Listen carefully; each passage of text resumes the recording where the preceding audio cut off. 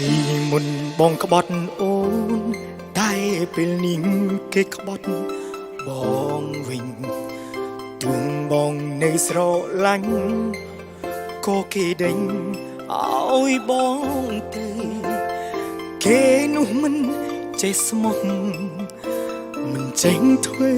មនុស្សត្រឹមត្រូវក៏មិនឲ្យបងនេះធ្វើមនុស្សស្មោះដែរបែកគេក៏នឹកអូនសុំទោះស្ងួននៃរឿងក្រចាដែលពីមុនគេអៀងក្អាកពេលមានគេហ៊ានឌីលអូនស្រែកដល់ពេលនេះដឹងខ្លួនខ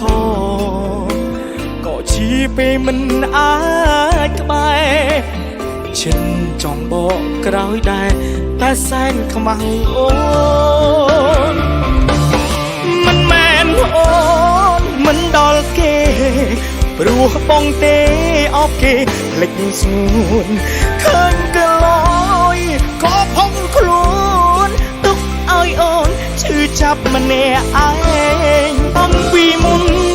ឈួតបាត់ហើយគ្មានថ្ងៃឡើយធ្វើសងសាទៀតទេស្អប់បងទេចាប់មានគេបងសំតែនឹកអូនក្រោយខ្នង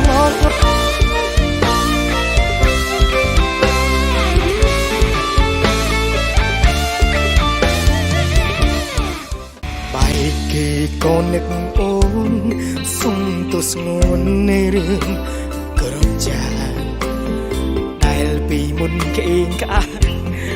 ពេលមានគេហ៊ានឌីលអូនស្រែកដល់ពេលនេះដឹងខ្លួនខក៏ជាពេលមិនអា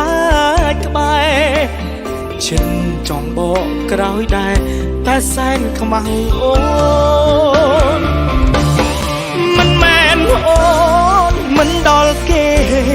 ព្រោះបងទេអបគេភ្លេចស្ងួនឃើញកលយក៏ផុងខ្លួនទុកឲ្យអូនឈឺចាប់ម្នាក់ឯងអំពីមុនឈួតបាត់ហើយគ្មានថ្ងៃឡើយធ្វើសងសាទៀតទេស្អប់បងទេចាប់មានគេបងសំតែនឹកអូនក្រោយខ្នងស្អប់អូនទេចាប់មានគេអូនសំតែនឹកប